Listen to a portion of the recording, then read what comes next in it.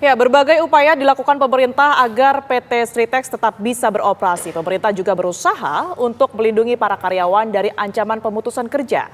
Lalu apa saja upaya yang sudah dilakukan oleh pemerintah dan kenapa Presiden Prabowo Subianto begitu bersikukuh untuk menyelamatkan PT Sritex? Untuk membahasnya sudah bergabung bersama kami Wakil Menteri Ketenagakerjaan Immanuel Ebenezer dan pakar kebijakan publik dari Universitas Padjadjaran Profesor Didin Muhafidin. Selamat petang semuanya, kita menuju ke Mas Wamen terlebih dahulu. Mas Wamen, kita tahu ya bahwa MA sudah menolak kasasi pilot dari PT Sritex. Bagaimana sikap pemerintah soal ini, Mas Wamen? Ya, pertama yang pasti kami menghormati setiap keputusan hukum yang telah ditetapkan oleh Pak Manis bahwa manajemen akan melakukan Oke, Mas Wamen. Mas Wamen. Mas Wamen. Ini menjadi Mohon maaf, Mas Wamen. Presiden Pak Prabowo. Mas Wamen, mohon maaf, suaranya kurang terdengar jelas, jadi kita perbaiki dulu sambungan komunikasi kita dengan Mas Wamen. Kita menuju ke Prof. Didin terlebih dahulu. Tiara? Ya, Prof. Didin, kalau melihat dari kasus PT Sritex ini ya, memang sudah dilakukan percobaan untuk kasasi sebelumnya, MA kemudian tidak menerima proses tersebut. Apa sebenarnya akar permasalahannya, Prof? Baik, Mbak Vita ya, dan Mbak Tiara. Jadi dalam kebijakan publik itu kan masalah ada dua, ada privat, ada publik. Ya. Masalah privat bisa menjadi publik. Masalah publik itu adalah masalah di mana pemerintah harus ikut campur ya dalam penyelesaiannya. Nah, Sritex ini tadinya sebenarnya kan privat. Tetapi karena dampaknya ya dinilai akan sangat besar dengan 11.000 karyawan tadi, ya belum dengan ikutannya. Kalau itu satu KKM kan anaknya dua kan sekitar jadi 50.000. Ya. Nah, karena 50.000 inilah pasti pemerintah ini menganggap harus ikut campur ya. Karena ini sudah menjadi masalah publik, bukan sekedar masalah privat. Nah, persoalannya tadi kan kasasi ya kan sudah dilakukan ya dan ditolak. Persoalan apa? Peran pemerintah ya di sini kan pertama adalah namanya enabling, Mbak Wita ya, memungkinkan ya. Artinya bagaimana sesuatu yang tidak mungkin menjadi mungkin. Ya. Bagaimana caranya? Presiden sebagai kepala negara ya, dia kan pasti harus menjamin terselenggaranya negara ini dengan aman.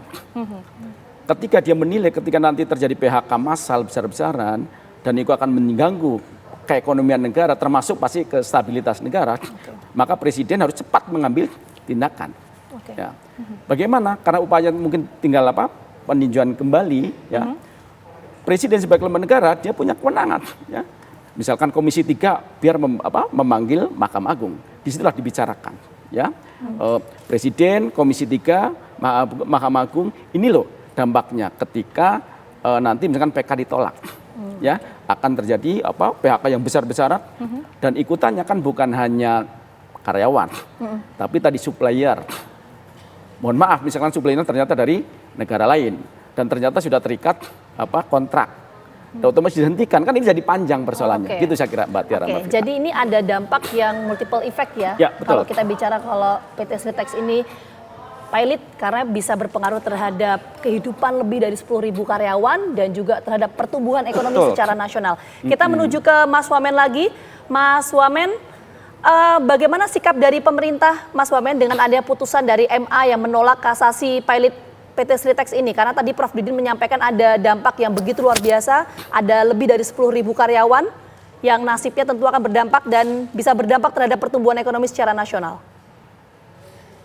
Oke, yang pasti pertama-tama kami menghormati keputusan Mahkamah Agung. Itu yang pertama. Kedua, ya kami punya keyakinan juga dan optimis juga bahwa manajemen punya komitmen untuk tidak melakukan yang namanya PHK.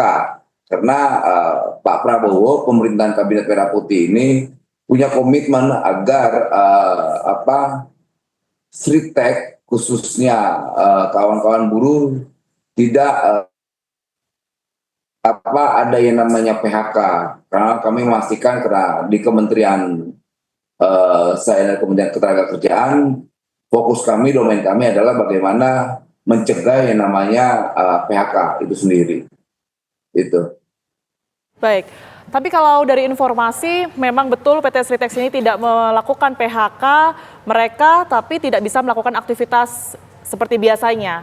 Mereka tidak bisa bekerja karena tidak ada pasokan yang masuk begitu, Bang Noel. Nah ini apa yang kemudian ini difokuskan, dilakukan oleh Kemenaker bersama dengan 3 kementerian lainnya? Langkah konkretnya seperti apa?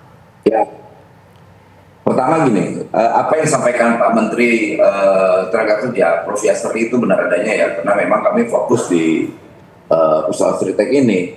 Ada 3 kelembagaan kementerian, pertama Pak Menko, kedua Bu Menkyu, dan kita Kementerian Tenaga Kerja. Nah, setiap lembaga ini kan punya fokusnya masing-masing. Karena saya Kementerian Tenaga Kerja, ya fokus kita bagaimana mencegah adanya hubungan tenaga kerja, pemutusan ketenaga kerjaan atau PHK.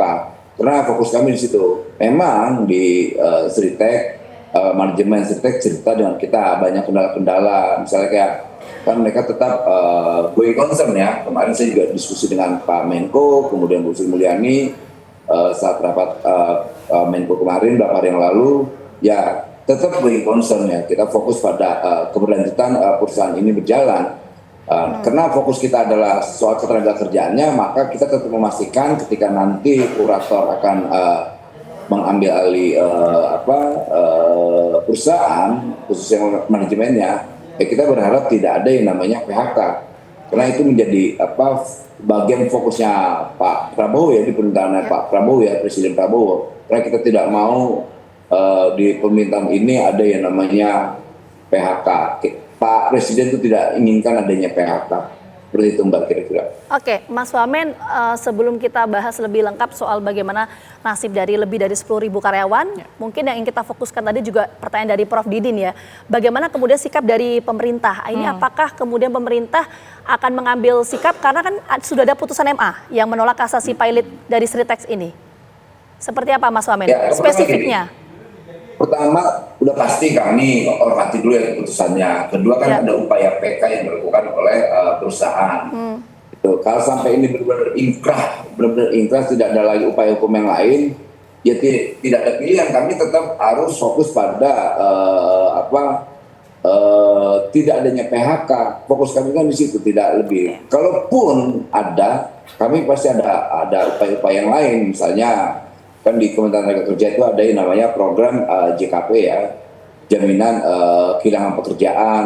Kemudian ada beberapa yang lain lagi yang sebetulnya itu sangat bermanfaat untuk kawan-kawan buruh. Jadi kami tidak terlalu ini sekali fokus kami terlalu jauh langkah-langkahnya. Selain ada JKP, kita siapkan lapangan pekerjaan. Kemudian kita siapkan latihan-latihan di BLK, di Solo, di Semarang dan sebagainya, agar kawan-kawan Sritex, buru-buru Sritex ini punya kepastian atau kenyamanan mereka pasca adanya PHK nanti. Tapi kami punya keyakinan bahwa di Sritex semoga tidak ada PHK, karena kita tidak mau kawan-kawan buruh atau pekerja